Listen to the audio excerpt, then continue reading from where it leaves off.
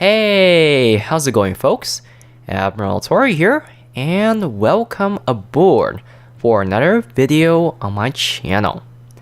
In today's video, I'm going to answer the question that you guys are probably going to ask me: where have I been lately? Then I'm going to discuss about my plans for the upcoming future gaming PC build. First things first, where have I been? You might have noticed that lately I have not been uploading videos on this channel. Now, as always, if you've been with me for a very long time, you probably know the answer. I am very busy in school right now. And some things are in school that I can also kind of discuss with my PC build. So right now I'm taking classes where there's one class that's just basically busy work. I have another class where I just don't have a clue what is going on, so I have to put a lot of time into studying to figure out what is going on. It's one of those things that, the professor isn't that great. And I got several other classes that I still had to work with, either in terms of doing work and having some sort of goal to achieve by the end of the semester, if you try to figure out what I'm trying to say here, which I will kind of explain with the PC build. Now, with content, of course, what happened to World of Warships? What happened to Oblivion? What happened to Fallout? Well, let's start with World of Warships. Right now, World of Warships, I just don't have the enthusiasm or the will to play World of Warships anymore. I talked about this in my other video that I made during the summer. It was a video that, took a lot of courage to say, because as many of you guys know, or at least know me, I am usually known for World of Warships content, and I began talking about my time with World of Warships after 2 years, and I got to the point where, just like the Forrest Gump movie, I don't know how many people watch Forrest Gump. It's a brilliant movie. If you have never seen Forrest Gump, it's one of those fictional historical movies where they implement a great character and try to put it with the times in American history from the 50s, 60s, 70s, 80s, and I'm not sure about the 90s. Maybe the 90s. So, yeah, when Forrest Gump was running across country, he basically said at the end of his route that he was tired. And people were like, "What? You're tired?" Out of nowhere, just out of nowhere, he just felt tired from running. So he walked back home. So for me, in this case, World of Warships, after playing for 2 years, I just don't feel the thrill, the ecstasies, or the mindset of wanting to play World of Warships anymore. I just don't feel it. At the same time, right now World of Warships is going through a period of time that I would consider somewhat hard to deal with certain players, because World of Warships has gotten to the point where there's a lot of things in the game that I personally feel like it's a problem, and the problem with it is mainly based on who you ask, okay? The player base. Mainly the type of ships you play. Some type of ships don't feel like there's any problem with the current game, and there are types of ships that have a huge problem with the game. For example, I try to do different things in World of Warships. I played battleships for pretty much 70% of the games I play in World of Warships are battleships, and I just gotten sick of battleships. I want to play cruisers, destroyers, and don't get me started with carriers, because carriers is just hopeless. Every time I play a carrier match, there's just bound to be negative results out of the game in terms of just people, how they treat carrier players, and sometimes I'm just so frustrated of the state of carriers.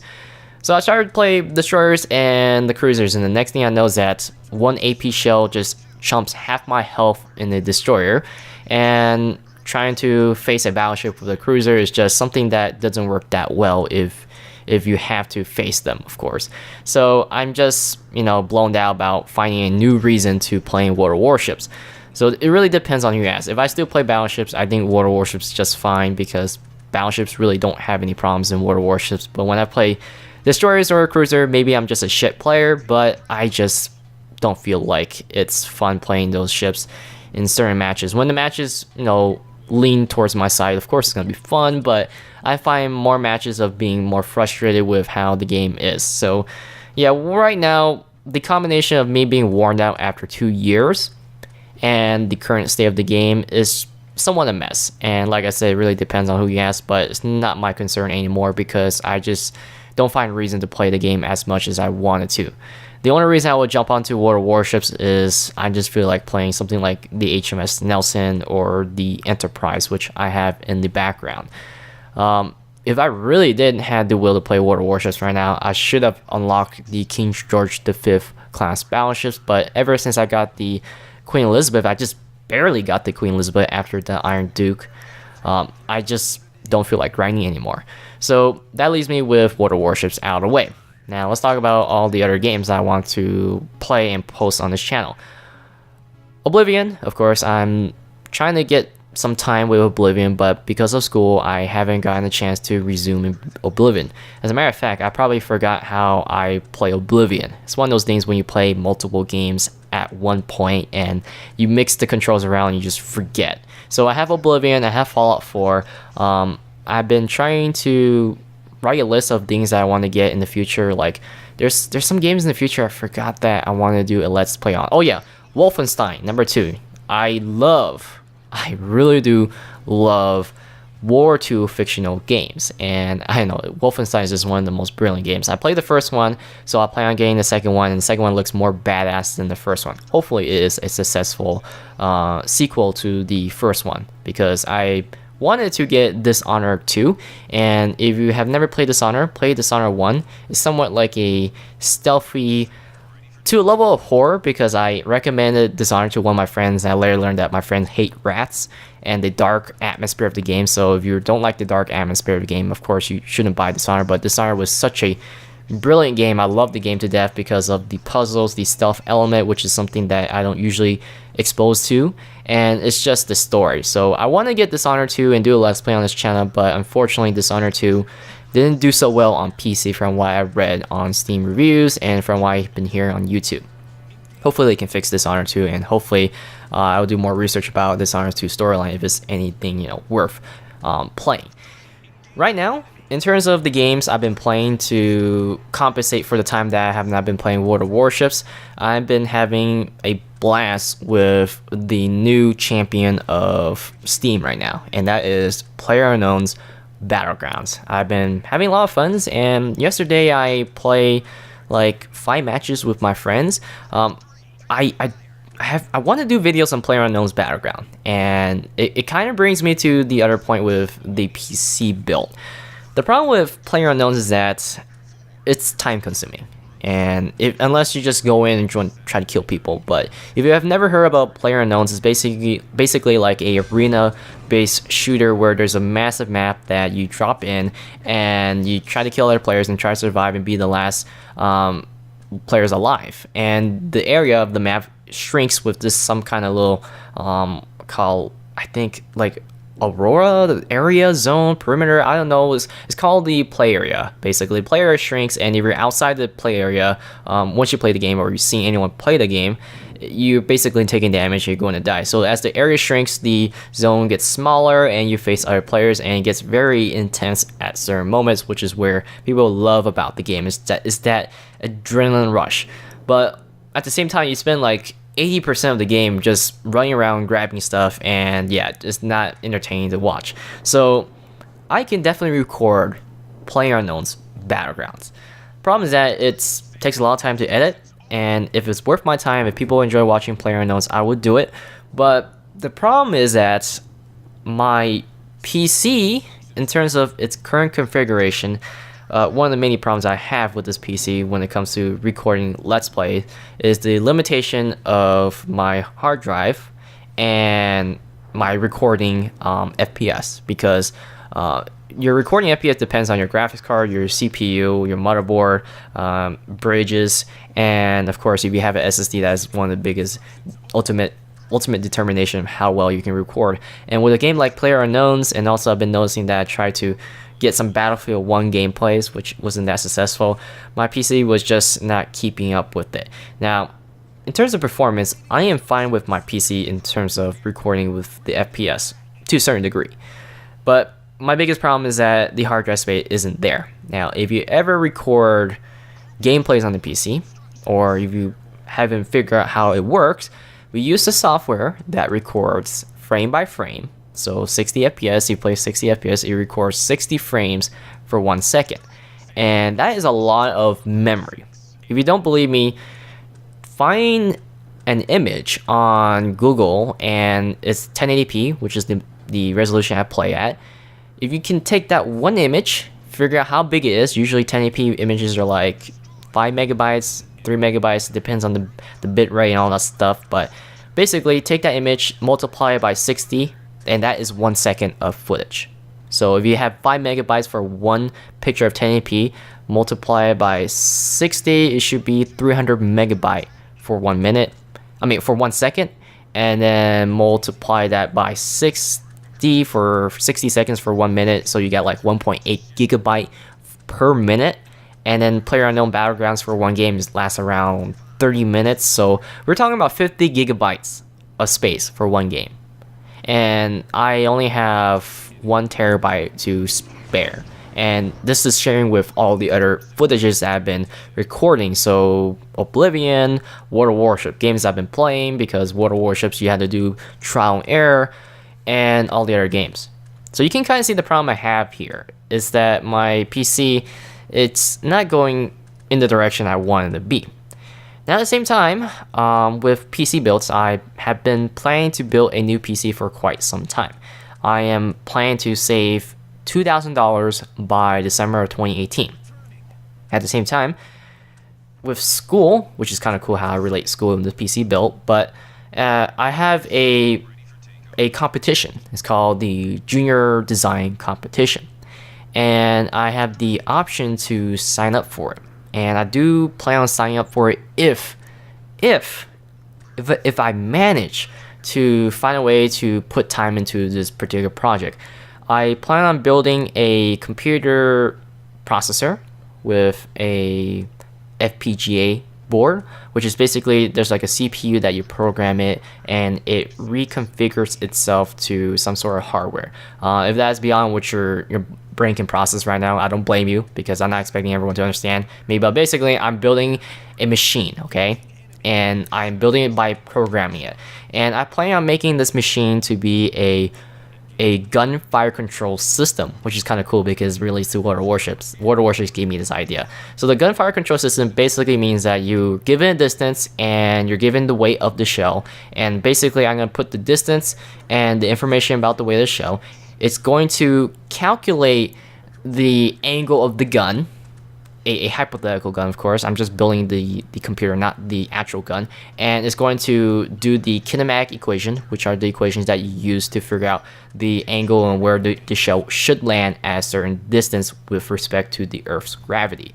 It's basically like in World of Warships. You're aiming your guns, and the farther the guns want to shoot, the shell that has to travel, the higher you have to elevate the guns, and you have to figure that out. That's why the Americans were famously known for their fire control system. The Germans, the British, during the battles with the Scharnhorst or the Warspite pulling off the longest shots, it was all done with a mechanical computer that is the fire control system. Basically, you move the knob and it will calculate it with the very primitive form of computers, of course, at that time.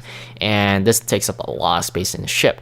Now, with the advantages of digital computers, we can do all of that with a simple small processor, which is I'm going to try to build. And this processor's got to figure out, well, I want to make the processor into a decimal processor so I can get like 16.5 into the equation. But if I can't do that, the best I can do is an integer processor, which is just full numbers. So 16, 5, they're just rough estimates. So it's not as precise as it is. It doesn't sound that impressive. But if I can make a processor that can be fed with data like distance, so if the target is going 15 kilometers away from me and I can figure out the speed and make the computer think like it's locking onto the target like modern day destroyers, it would be a cool idea to present in the junior competition if I win first place. And if everything goes well with the registration, of course, and getting everything on time, I can win myself an extra $500 to my PC build, which is going to be $2,500 now. That's my goal. Now, of course, the more money, the more great things I can put with my PC. If I can win the 500, I plan on also getting a new monitor with that money, because my monitor is not really, it's my monitor is fine. It's 1080p, it's 60 hertz, but I want to get the newer monitors, especially to go with the new PC build. So PC builds. What's wrong with my PC? What do I run? Well, my PC has really nice parts, and it's kind of weird for me to talk about this, but I have a Intel i5 3570K. Also, to go with that processor, I have the GTX 780, which is the top of the line at that time. I think it is an EVGA card. So EVGA GTX 780 with a really nice Intel i5 3570K. Now, Intel 3570K is a really good processor for gaming. It's considered very powerful to this day. Now, why do I want a new PC? Well, the problem with my PC is that I bought this PC off of Craigslist. Now, before this PC, I had another PC which was an AMD PC. It was built around 2011, 2012. It had a GTX 770 with an AMD 1100T, which was probably the last good processor before AMD went to the bulldozer architecture, which wasn't that great. And you know, it depends on who you ask. Some people say it was great, but when I look at the competition, Intel is clearly the better choice unless you want more cores. So yeah, it was a great processor in 2012, but it started to be outdated by 2014, and I start to notice the hiccups in games. I have trouble rendering videos, and it's just, you know, down the drain. So what I did was I sold that PC to my friend, and I still say it's still a good PC. It's built by my own hands. It has all the great things. It was well put together. It had a great case, a really solid steel case. It was a Cooler Master something high airflow. But yeah, it was a really nice PC. But I sold it because the specs were just not there. It was well put together. See, the key word here is well put together because of my hands. I purchased this PC that has way better specs than my previous PC that I sold to my friend for the price of $350, I believe. And we're talking about Intel i5 that cost $250 at the time, with a GTX 780 that costs about $500. And that is a total of $700. And I got this PC for a bargain price of $350. And that's without, you know, if you don't count the motherboard, don't count the RAM, the storage, the case. With the power supply and everything else, I bet this PC, with the specs I can think of the top of my head, this PC will worth at least $1.5K, $1,500. And I got it for a bargain price of $350. Now, why did the guy sell me for a low price? Well, I hate to judge people, but I feel like he's one of those people who just, you know, they kind of spoil with the money. And he looks like a person who is really well fitted with cash, like they have a lot of cash. When I purchased the PC on Craigslist, he was driving a Lexus, and you know, he was fairly young. He brought his brother over, and we talked about it. I looked at the PC. It looks very clean on the outside, and then, you know, I took it home. I purchased it. You know, you can't lose that much with this PC, even if the PC was awful to a certain degree. I can just sell the parts and make my money back, but I kept it for this long, and I'm sure that nobody wants to buy this PC anymore. So today, this PC will be worth $500, I would say, $500 to $600. But I don't think I can sell it at that price. I'm probably going to sell it for like $400 or $300. And the biggest reason why this PC wasn't that great, although it has all the great parts, is simply because the previous owner, this PC was his first PC. And when I took a good look at it when I brought it home, it was poorly put together. Now, I am a guy who loves to put things in a quality fashion.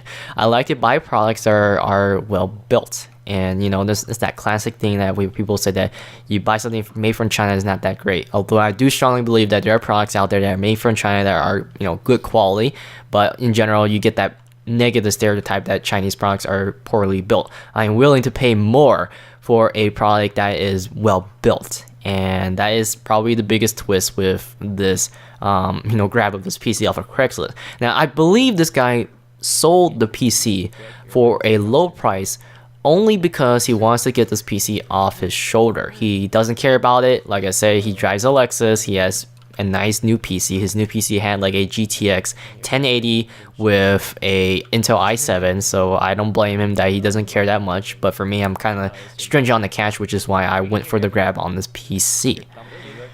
So it was poorly put together, and it was so bad that, okay, let's talk about what's bad about it. If you have ever built a PC, there's this thing called standoffs. There's like little screws that are like act like foundation columns, like little small little brass screw columns. And basically you put it into the computer case and you put the motherboard on top of that and you screw it in. It's like a table's leg, the leg of your table. The table itself, like the flat wooden table, is basically the motherboard, and the legs are the standoffs. So you can kind of get an idea of what I'm talking about here. This guy did not put standoffs, and that's a big deal because this could potentially screw up the PC. If there was electricity going through the PC case for whatever reason, it will definitely DOA my PC or kill the PC motherboard and everything on it. So it's quite dangerous for this PC in this certain position. I'm not saying that it's, I would practically see it, but it is a potential problem. Now, that is not my biggest concern. My biggest concern was that he forced the graphics card into the PC, because since the legs are not there, the standoffs, the motherboard is lower than usual, and the graphics card has this this long brass bus is the PCI Express, and it has to touch the motherboard. When I got the PC, I repositioned the graphics card because he put the graphics card in the wrong slot. It should be in the first slot. He placed it in the second slot, which it's alright, it will work, but you're not going to get the most optimal performance with your graphics card because it's the farthest from your entire components of the PC. That's too deep for me to say, but yeah, it was in the wrong position, and that's when I found out that the standoffs weren't properly there, or at least exists on the PC. So I grabbed the graphics card, pulled it out, and put it in the first slot, and I noticed that the difficulties of putting it in. I had to force the graphics card in, and I hate forcing parts in. So that was a problem. Cable management was awful. Now I think the PC case is called the Phantom. I don't know how many people got this case. It's made by NXZT or NZXT. I don't remember the brand name, but this was actually the case that I built my friend's PC with, and it's a cool looking PC case, but after several weeks of owning it, and I had this PC for almost 2 years. So this happened way back in the day when I got the PC 2 years ago. So I kept this PC for quite some time. So technically I made worth of this $350. But problem was that this case is plastic on the outside, and I don't like plastic cases. Now the advantages of having a plastic case is that they're lightweight, it's easy to move around, but practically speaking, how often do I move my case around? I'm not like moving from room to room every day. So the reason why plastic is a problem is that every time you turn on the PC, the heat from the PC will expand the plastic. And if you have ever gotten out of your car, you might hear like, the engine, you hear that like the engine aluminum expands and close, or expands and close, I don't know, depending on the temperature. You can hear the creaking noise of the aluminum engine of your car or around your car when you hear your car after you leave your car for a couple of minutes and stand outside. You can hear that, right? Well, in the case of the PC, it cracks a lot, and that drives me nuts. So it got to a point where I just completely stripped the plastic out of this PC, and this PC just looks like a freaking box, like open air, open everywhere. So yeah, it looks ugly and it's poorly put together. Now, the CPU cooler I replaced because the fans went bad, like very bad. It was so loud. It was making a lot of noise. It was loose. And I believe that this guy probably overclocked his PC without a clue and probably left his PC 24/7. So it was a really cool fan. It was a Cooling Master. It was a huge fan. It's like 100 millimeters. I don't recall the size, but it was big. It was like the biggest fans I've ever seen in my life. So it went bad. I took it out. I put in a new fan. Now, this new fan, I recently had to take out because it had two fans on it. the stock fan and the aftermarket fan, which was a Corsair fan. After roughly a year or two, almost 2 years, recently, like 2 months ago or 1 month ago, I don't recall, but the fan went out and was making a lot of noise, and this starts to push me to a point where this thing is giving me problems, okay? So I took out the fan. Now I only have one fan on the CPU cooler. I'm just looking at it. It was, it's just simply not there, right? So I'm like pulling my hair. Is like, man, this piece is just, it has such great parts, but it's falling apart. I'm a car guy. I don't know how many people are out there, but I don't want to point out brands because I'm sure that everyone here, whoever is watching this video, who's a car guy, if I say something and I say a particular brand that is known for the poor reliability, but okay, I'm a big fan of German cars. Okay, I love German cars. They're fun to drive. They're so engaging. They have a lot of personality. But one problem with German cars is that sometimes they over-engineer it. So like electrical problems arises from German cars. And I have seen BMWs that have horrible electrical problems. I've seen Mercedes. My dad owns a Mercedes-Benz E-Class. He loves his E-Class, and I love German cars in general. So yeah, when things go wrong, they come out of your pocket, and that is how I feel right now. It's like, this PC is great. It has a lot of great things. Same thing as a German car. A German Mercedes-Benz has a lot of great things, but once the problem starts to come, it starts to stack on your shoulder, and you start to say to yourself, was it worth it? Now, of course, for me, it was worth it. And this is, we're talking about a range of $100 to $100. We're not talking about like $1,000 by $1,000. I remember my dad was like, he was upset about the fact that when he purchased his Mercedes-Benz E-Class back 10 years ago, every year when he checks the price on his resale value, he was losing $5,000 every year. So that was a big amount of money. This PC is not that bad. I can literally sell the graphics card for $300 today, $200 to $300. So it won't be that bad.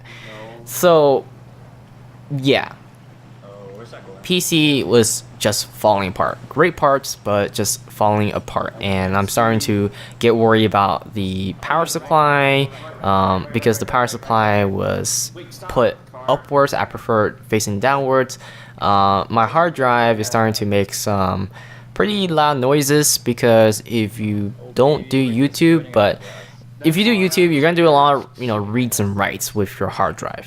Like I said, when you record gameplay, you're recording a lot of things at once, okay? There's a lot of information going back and forth. Every time you move information back and forth with your hard drive, that little needle has to write on the hard drive physically. And at some point, the hard drive's life will diminish and break. And that's what I fear the most, because sometimes I got important information in hard drives that, if it, for whatever reason, the hard drive fails, and sadly, there's no sign of hard drive failing unless you can judge it by its performance, and that might be a good time to change your hard drive. But right now, I hear my hard drive like screeching a little bit, and I don't like that sound. It's never a good sound, same way as driving a car. And for you guys wondering what kind of car I drive a Volkswagen Golf. I love the Volkswagen Golf. I actually recently got it. It's a 2017, but it's back to the point where like my old PC, which was weaker, it can best be described as a Toyota. It was well built, and there's still no problems. My friend talks about his PC being slow, but it's no problems with the PC aside from being slow. It was built by my own hands because I was a perfectionist at that time, because that was the first PC I've ever built. I was so proud of it, and I kept checking, I would maintain it. It was just perfect. I did all my research, read the manual word for word, and it just doesn't have that performance same way as me driving my old Toyota Tacoma, which still runs with no problems to this day. Just absolutely no problems. Like, big surprise, right? If you guys know anything about cars, Toyotas make the most reliable cars that I know of to this day. And yes, you can point out saying that this Toyota breaks down all the time, but in general, it's safe to say that people from Asia, when I went to Thailand, I see a lot of people drive Toyotas. Cambodia, people drive Toyotas. In Europe, I think most people drive Volkswagen rather than Toyotas, but I'm sure there's plenty of Europeans who believe that Toyotas are very reliable, alongside with Hondas. Japanese, they get their image as reliability above any others, but of course they also make cars that have a lot of personality like the Toyota Supra, but in general, they're boring to drive. That's what most people say. You can argue with me that it just depends on what you're talking about, because CVT, to me, that is boring as hell, which is why I purchased the Volkswagen Golf with a manual transmission, because I like a little personality with the car, and I don't regret having the Volkswagen Golf. It's just a fun car to drive. Back to the point here. So you got a PC that has great performance but crappy setup in terms of the build quality, and you got a PC that I built myself, which has low performance, doesn't have that what I wanted for what I do, and it was just well built. So yeah, this time I'm going to build the PC myself. I learned my lesson, and this PC is going to have $2,000 put into it. Okay, that's the minimum. And I plan on getting a NVIDIA graphics card. AMD, I just hate the drivers with AMD, and I had a bad history with AMD drivers, and I've been still up to date. I subscribe to like Alliance Tech Tips. I subscribe to Tech of Tomorrow. I'm not that oblivious about PC technology, but AMD still holds some sort of reputation of poor drivers. So that is why I prefer NVIDIA. NVIDIA is just far more reliable, and in most cases from the competition, I find NVIDIA graphics card simply just better in terms of performance. And even if they don't have that great of performance compared to AMD's, I usually find AMD sucking more power because they use the brute force method, and I just don't like that idea. Processor, I am going to, like I said, going to build this PC by 2018.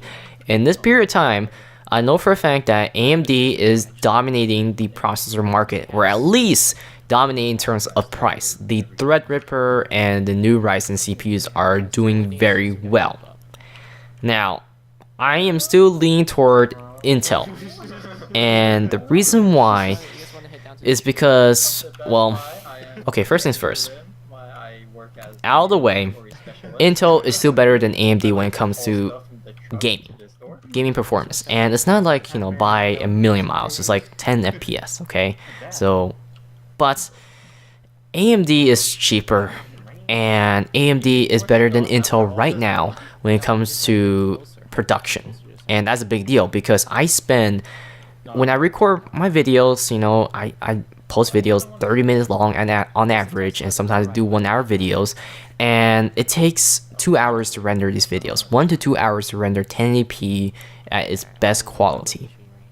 And that is a killer for me because I can't do anything within that 2 hours. That's a great deal of time, and I don't want to leave my PC overnight. And that's the other problem with this PC. This PC is just loud as hell for me. So this PC, I hope, that's my best, I hope I can find a good case that I can actually reduce the sound. I want a silent PC. I don't care about cooling, like the ultimate cooling, because I don't overclock.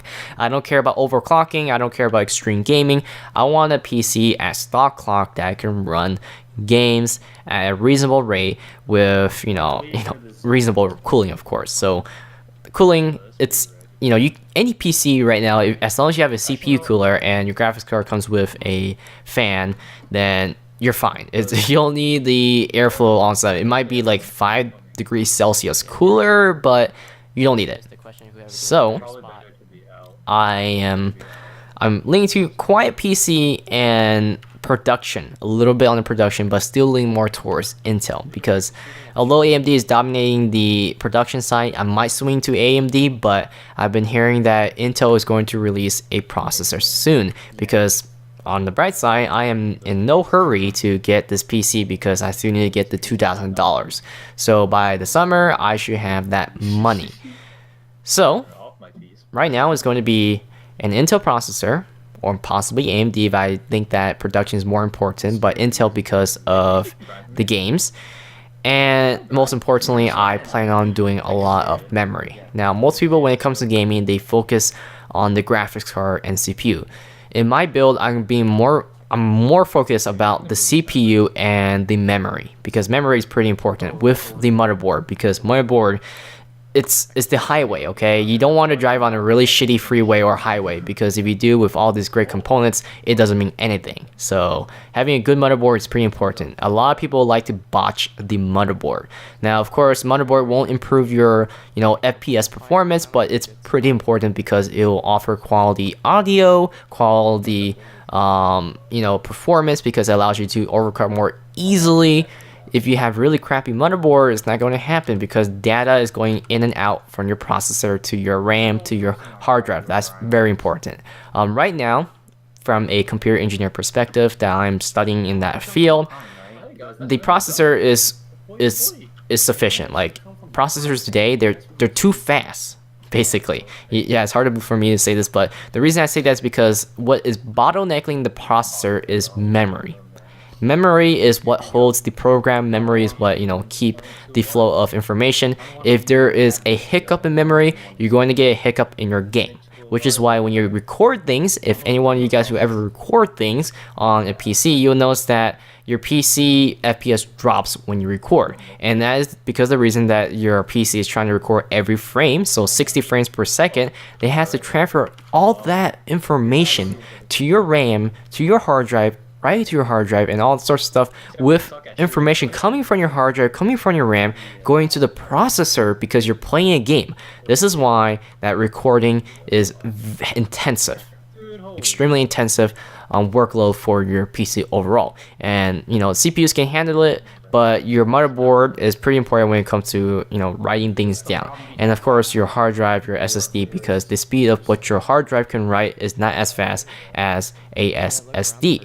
So in this build, the point is I'm going to focus on the processor for production and game, and then I'm going to also focus a lot on the motherboard with the memory.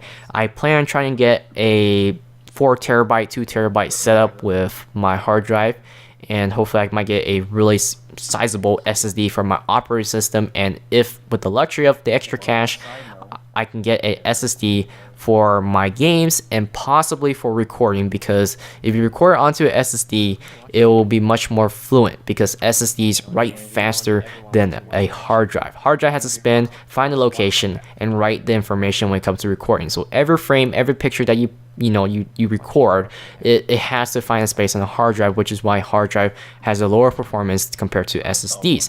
SSDs, solid state drives, they just find the location, put the information there, and they're done. That's it. That is why SSDs are just superior compared to hard drive. SSDs are much more reliable compared to hard drive. So I am hoping to get a lot of SSDs, but if for whatever reason my budget isn't there, then I am just going to try to get SSD for sure for my operating system, because I don't want to spend 1 minute booting up my PC when with the SSD you can boot your PC in like 20 seconds, 10 seconds. I don't know, it's very fast today. It's unbelievable how fast PC are. I remember 10 years ago or 20 years ago when I was little, not 20 years ago, like more like 15 or 14 years ago, I spent like 5 minutes just waiting for my hard drive to boot up my old Windows XP PC. So memory, yeah, a lot on the memory, a lot on the processor. And then I will put the money into the graphics card, which is what most people put when it comes to gaming. Because, like I said, I am into YouTube, and most of my production is going to be focused on YouTube. I'm willing to sacrifice graphics, and graphics is the easiest thing. The easiest, absolute easiest thing to upgrade in your PC, as long as your PC, CPU, and motherboard supports it. So even if I get a really crappy graphics card right now, I can just use it for the time being, get more money, and then buy a nice graphics card in the near future. And I believe right now, the NVIDIA 1000 series, I don't know what they call them now because I haven't been keeping track of that. I just know they exist in terms of 1080, 1070. They've been out for quite some time. I don't recall how long they've been out. I feel like they've been out for over a year. So I might get the opportunity to get the next generation graphics card if I get lucky by the time of summer. At the same time, once Intel announces their next architecture for their PC, microarchitecture.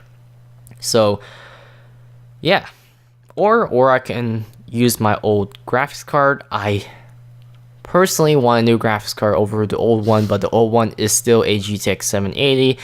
I know some of you guys who are listening to me about, talking about why would this guy get this new PC, even though I just spent half an hour talking about how poorly put together it's on the brink of collapse.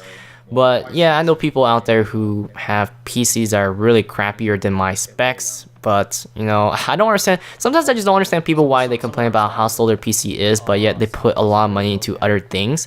All you had to do is just save money for a good solid two years. I had this PC for a long time, and this PC is coming from an era of 2013. So this PC is technically used and 4 years old. And I save. If you can't save $2,000 in 4 years, I kind of question what you do with your money. Stop going to McDonald's, stop smoking, stop drinking alcohol all the time, and consider saving it for PC. If you don't want to do that, then you value those activities more than the PC. But for me, I value PC more because I do most of my things on YouTube with PC. I personally like a smooth gameplay. At the same time, I do a lot of my schoolwork on my PC. So PC is quite an investment that I value a lot. And consider today, today our generation, or at least people who are living in this particular generation who uses a PC, value PC a lot. I mean, I can't not believe how people who uses a PC like 6 hours, 5 hours a day, and they use a really crappy PC, and they just refuse to upgrade to a nicer PC when they literally right in front of me, they value their PC that much. And I value my PC a lot. If something happens to my PC, I'll just lose it. I'll run to the edge of the world and jump off. But yeah, a lot of things I want to get from a PC. So like I said, if everything goes well with my project, if I get into the project competition, to win the competition, of course. If I get second place and third place, I can get some extra things. Like second place, I think is like $250, and third place like $100. I actually won the competition before. My first competition when I was in my third year or second year of college. Basically, I built the Enigma machine. This is like a little small machine. It's not like the actual Enigma machine. If you don't know what the Enigma machine is, it's a famous genius machine from the German. The German army used the Enigma machine to encode all their messages, and the Allies couldn't figure out how to decode the messages because the codes are changing every day. So you get these little set of codes and you code the messages. Even if the Allies get the message, they only got, roughly a week or a day, couple of days to decipher it before the code changes, which is why the Enigma machine was such a genius design. And of course, they had like British mathematicians, scientists trying to figure out the code. They decoded to do every brute force combination, but by the time they decode a good portion of it, the Germans changed the code. Over-engineered, right? The Germans are just genius. But the British fought back, and the famous Turing machine, or the Colossus, which was a top secret computer, considered the first electronic computer, at least analog computer, to be used in the war. I mean, like I said, there's plenty of other computers. There's the Cabbage machine, I don't know, but this was a actual analog machine that considered practical, but it was not considered the first electrical computer because it was top secret. The ENIAC, which is from the Americans, were considered the first, which was used for military purposes. I think they use it for ICBMs, intercontinental missiles, or something to do with the military. And of course, everything comes from the military. Like, let's be honest, most of our technology comes from military. GPS, military. I don't know, random stuff come from the military. But back to the point. Yeah, that is what happened in the competition. If I win this competition, I might score first place. I scored third place in that competition, I believe, so only got like $50 home or $100. I don't recall. I had to split it with my partner. Damn. Had to play fair, right? So aside from that, I hope you guys enjoyed this long video. My next video won't be out until, well, I haven't even started on the next video. I don't even have an idea when my next video is going to be about, but I'm sure you guys are just curious of when my next video is going to be out. It's going to be out sometime. I want to sound very optimistic about 2 weeks or 1 week from now, but right now I'm very busy. I want to be more safe and say 1 month. I hate making promises, so I'm not gonna make the promise. I'll let you guys guess when my next video is gonna be out. It's gonna be probably gonna be on the Oblivion Let's Play. I'm gonna try to get back onto Oblivion or probably Call of Duty. You know, I got some Call of Duty blood in me. I feel like playing some Call of Duty or possibly buy a new game, Wolfenstein 2. Sorry, a new Let's Play with Wolfenstein 2. But aside from that, I hope you guys enjoyed this long video. If you made it this far, I congratulate you because most people, you know, click out after the first 5 minutes, and that's been a good solid 40 minutes on this. So thanks for watching, guys, and I'll let the gameplay play in the background because you guys kind of curious of what is going to happen. Do we win this game or do we lose? Although this game was very boring to watch. You know, it's I'll be honest with you guys, this is the first time. Kind of spoiled it right there. But thanks for watching, guys, and I'll see you guys next time on my channel. Yeah. What? I'm watching our northeast right now. You guys will rush us. Wait, isn't it? Yeah, we're Watch. Someone watch behind the plane. Watch. I'm watching northeast right now. I'm watching east and northeast. By the hut. By the hut. He's hiding behind it. I know. One alive. Get him. I got him. I got him. I got him. Ready. Yes, wait for a second. Oh, he's... Keep picking up. That was too easy, Let's guys. go. Let's go. First win. Baby. Finally, someone scratched my level 3 equipment. I haven't taken any damage this entire Brian's a fuck.